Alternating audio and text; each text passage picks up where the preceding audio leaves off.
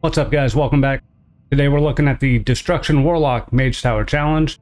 That is against Tugar, Bloodtotem, and Jormog the Behemoth. The objective of this fight is to defeat both bosses within a relatively small time frame of each other.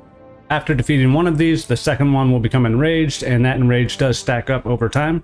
In my opinion, you want to take out Tugar first and then finish off Jormog, but again, you want to do this within, 10 to 15 seconds of each other at the most. Tugar has about 3 times the health of Jormog, but Jormog also starts the fight with 90% damage reduction. This is in the form of 9 stacks of Fel-Hardened Scales, and you can remove up to 3 stacks in each intermission phase when he burrows and charges the player 3 different times. Surviving this fight is mostly about how you deal with Tugar's Fel Shock and Fel Burst attacks. Fel Shock is a damage over time magic effect that you're mostly just going to heal through passively via Soul Leech and Fel Synergy. Those will do the majority of your healing throughout the entirety of the fight and will also cover the majority of the Fel Shock effect, but you'll still likely have to bolster that with Demonic Hellstone, Dark Pact, Unending Resolve, or a health potion. In a pinch, you also have Drain Life. While Warlocks can dispel magic using their Imp's Singe magic effect, you will need to trade your Imp in for the Fel Hunter to interrupt the Fel Burst effect. That said, your interrupt is a 24-second cooldown and that Fel Burst comes out more frequently than that, so you're going to have to alternate Spell Lock with Howl of Terror. If you're not familiar with Howl of Terror, that shares a choice node with Mortal Coil, and while you could interrupt Fel Burst with Mortal Coil, there's 2 differences that make Howl of Terror a better option. The biggest one is a 40-second cooldown versus Mortal Coil's 45-second cooldown.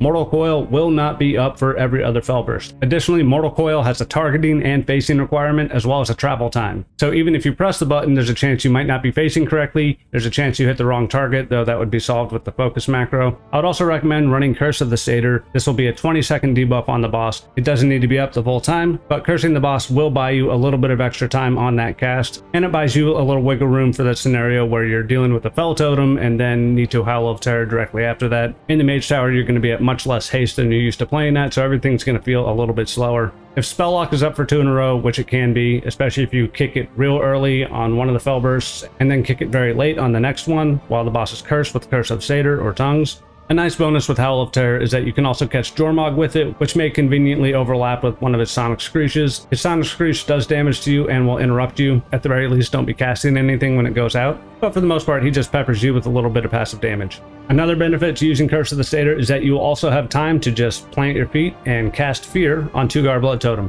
You could also employ a strat where you summon Imp and use that Singe magic to get rid of the Fel Shock debuff, and then just Curse of Satyr Fear every Fel Burst. While that would be less damage overall, for the most part, the Fel Burst isn't anything you need to worry about, especially since you have 4 different cooldowns you can use for it. And one thing I'll point out about doing damage on this fight, yes, there's 2 targets, and yes, Destro is very well known for 2 target damage using Havoc. In my opinion, you might just be better off spamming Rain of Fire whenever you have the bosses clumped up, or whenever you're running Tugar around all of the eggs that are hatching during the down phase, while you're also dodging the charges. You'll find yourself interrupting your Chaos Bolts quite a bit just to move to position the charges. You'll also have to stop casting for Sonic Screech or to land a Howl of Terror to interrupt that Fel Burst. In that situation, you can still get a lot of value out of Havoc by Havocing the boss or an egg, incinerating and conflagrating another target. This will help spread the damage around, of course, but will also grant you more soul shards from any spells you Havoc. A brief breakdown of how this fight is going to go is that you'll pull the 2 bosses, you'll get your first Fel Burst during this time, you'll get your first Sonic Screech during this time.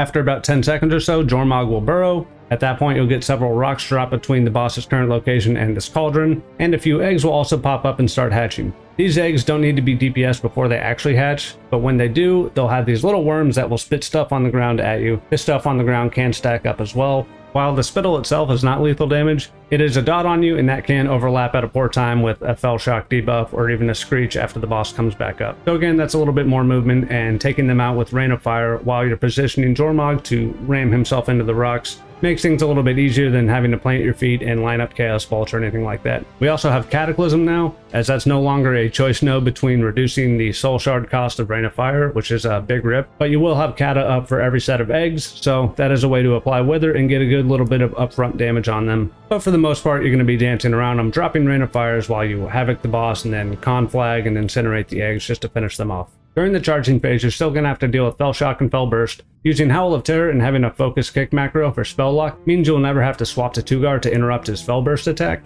And again, that just makes things a little bit easier on yourself. You are not required to run the worm into all 3 rocks in any given phase. The rocks will disappear no matter what. But since you are limited to removing 3 stacks of Fel-Hardened Scales per down phase at a time. You probably want to get all of those off within the first 3 phases. 4 phases is fine. It's just going to drag the fight out a little bit longer, and you're not going to be like resource starved by minute 6 or 7, anything like that. But if you do it in the first 3 phases, you'll probably be closer to a 5-minute fight. After that first down phase, Jormog will come back up and do his Sonic Screech attack. Again, if you have a choice between Spell Lock or Howl of Terror during Fel Burst when both bosses are up, I would elect a Howl of Terror so that you can CC both bosses. At the very least, this will just buy you a little bit of time before he casts Sonic Screech again. Sometimes you'll be able to catch it and interrupt it and not have to deal with it at all. But after that first down phase, you're going to get one new mechanic, and that is the Fel Totem. This acts as an unlimited range capacitor totem. It has 1 health, it does a visible cast. If that cast goes off, you get stunned and then likely killed by something else in the fight. You can just tab to it and press Wither and then be done with it. Keep in mind that totem can spawn in the back of the room or even kind of back here near this fire, and even a little bit below, not like on the floor here, but a little bit below this ridge, where even if you're standing right next to it, you might have to jump and then press Wither, otherwise you'll be like line of sight. Though the line of sight will not stop the totem from stunning you, so there's no hiding from it. So after about 4, 5, or 6 minutes of doing the back and forth between both phases, keep in mind once those scales are removed, Jormog's health will plummet a lot faster than Tugar's, especially if you're splitting that damage. So there might be a time where you need to cool it on him and just single target Tugar. I still believe your best option is to take out Tugar first, because at that point the only thing that will actually kill you is Jormog's Sonic Screech attack, which you can interrupt with Howl of Terror, Basic Fear Cast, or Shadow Fury if you spec into it. I think it's most prudent to defeat Tugar when Jormog is currently in a burrow phase so that you can be most prepared to run up to him, see that very first Sonic Screech wind up, then you can Fear it or Howl of Terror it, DPS the boss down, potentially before the second Sonic Screech, and if it does look like it's going to get the cast off, you can just Fear him out of the second one. You likely shouldn't be getting a third Screech cast. If you do think you're going to get 2 and don't trust yourself to cast a Fear during that Screech, then you could very likely press Unending Resolve and Dark Pact for that very first Screech and tank it. But as that enrage does build up over time, the second one would likely kill you through cooldowns, and if not, certainly the third would. I wouldn't really mess around with any of that. Maybe tank the first one if you really feel like you need to. Howl of Terror the second, and then try to kill the boss before the third. But you can just cast Fear to get him out of it as well. You can also stun Jormog with Summon Infernal if that's back up. Keep in mind you have to drop that on the area you're standing on and just keep it close enough so that AoE stun hits him. It's not too difficult to position.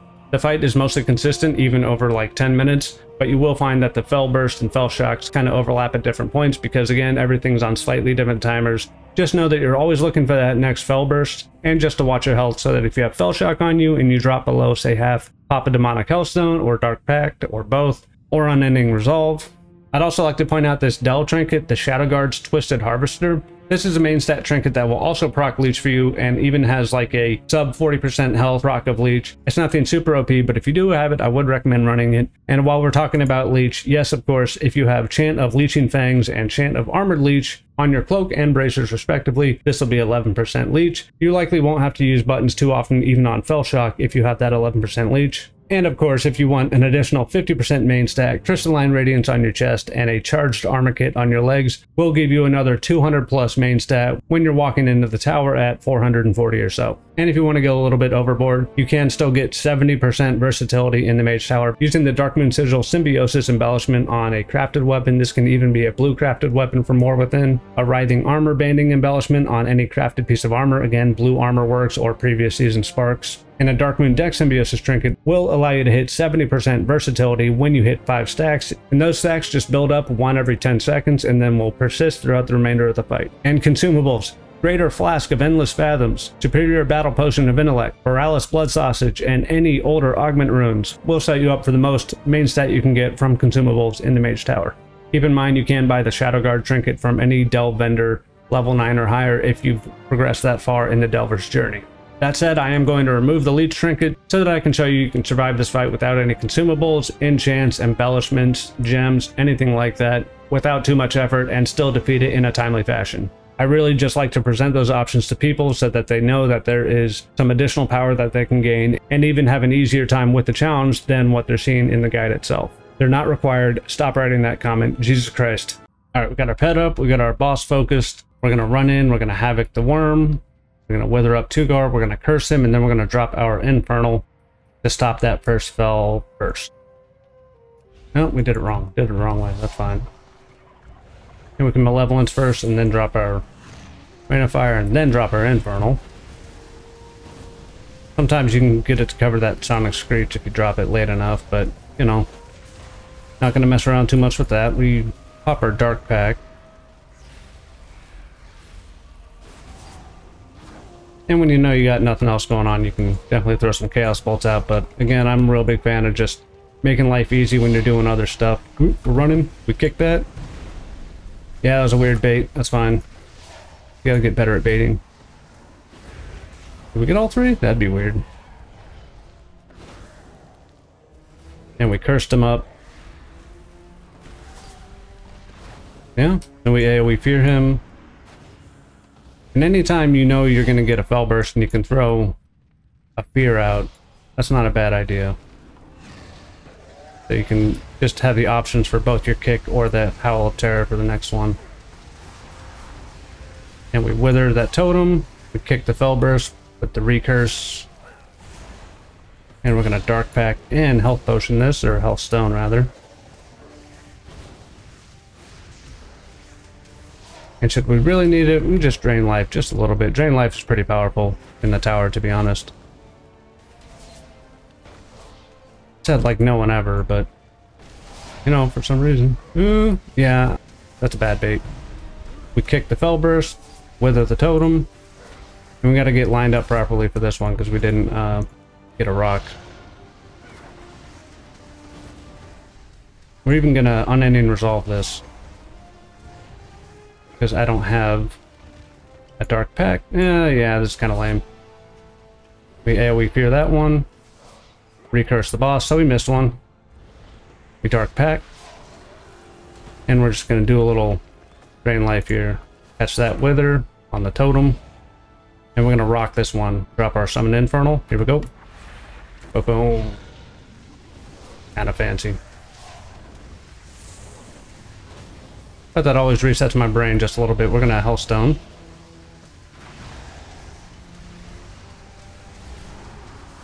And we Havoc as the boss leaves. Yeah, I told you to reset my brain a little bit. That's fine. So we got 4 stacks left. We're fine here. We're moving.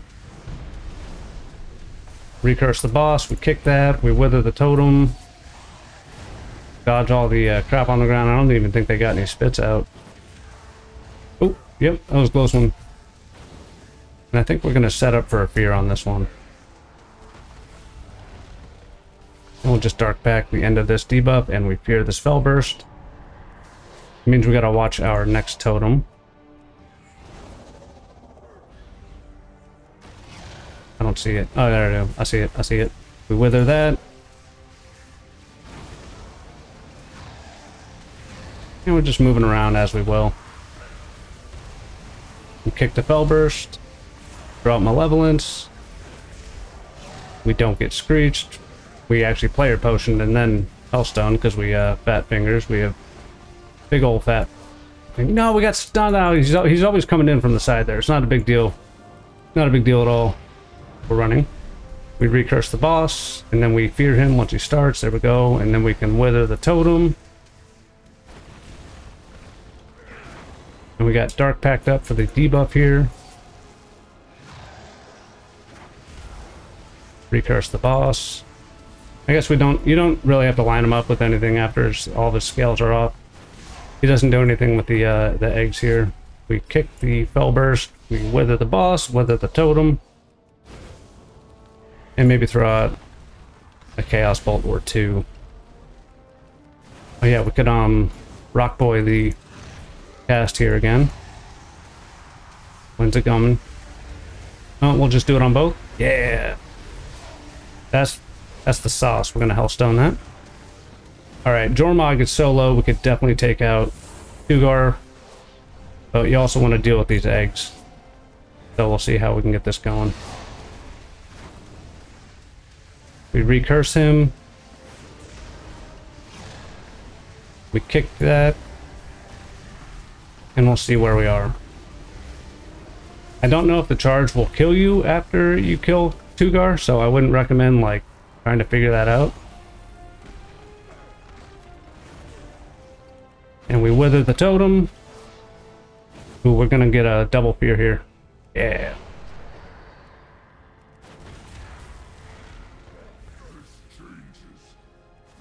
Make sure we focus Jormog just in case we have to actually fear him, because we don't have a You know what, we'll also curse him. Buy ourselves a little bit of time there. Fear. Stops that cast. And boom. Yeah.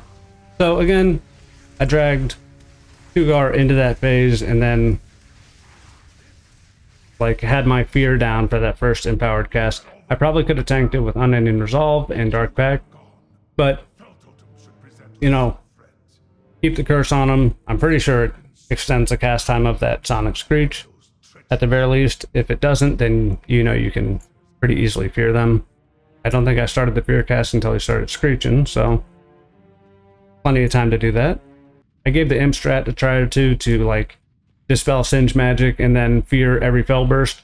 Too much work. I wouldn't recommend it. I definitely wouldn't recommend it. The whole time you're just waiting for the Fel Burst. Maybe if you played with timers, it would be a little bit better. Even then, I still think it's...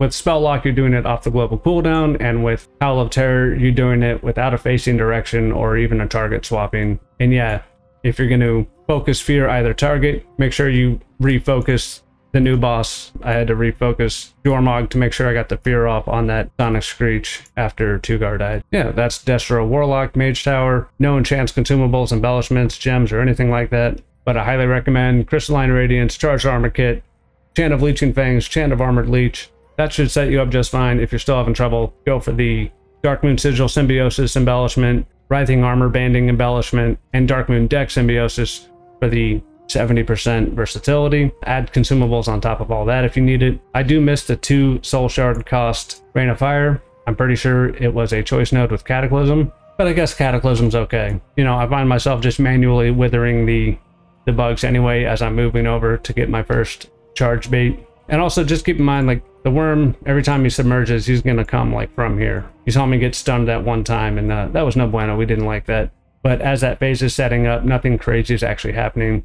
Maybe if that overlapped with the Fel Burst. I'm not sure it ever overlaps with the Fel Burst right there. Although maybe, I suppose if the fight went on long enough, it would. That's a 5.5 minute fight. My first test case was 5 minutes 10, so cost me 15 seconds to be talking about it. And it's mostly about getting the scales off and then putting both bosses in a situation where you can take down Tugar and then set yourself up to take out the worm. I did do one where I killed Jormog first accidentally with my dot as it was doing the charge phase. The enrage on Tugar did not seem too bad, but again, that does stack up over time, and the dot was significant enough to where I was using cooldowns, not using more than one at a time, but I think that's a little bit less predictable. Only having to CC the Screech on Jormog, I think, is the way to go. But yeah, that's Destro Warlock. And that means our next guide is probably going to be Resto Druid, and that will be the first 7 Mage Tower guides for Season 3, so that if you are looking to get your Soaring Spell Tome mount, you can just follow those, knock those fights out, and be done with it. If you don't have every class, or you are doing one of the challenges on a different class, let me know, because now I'm kind of opened up to doing whichever class in whichever order we want. Probably get back to doing Kaiveza guides. I still have Druid, Rogue, and Evoker to go. Make sure to subscribe to the channel and enable notifications so you can catch those when they come out.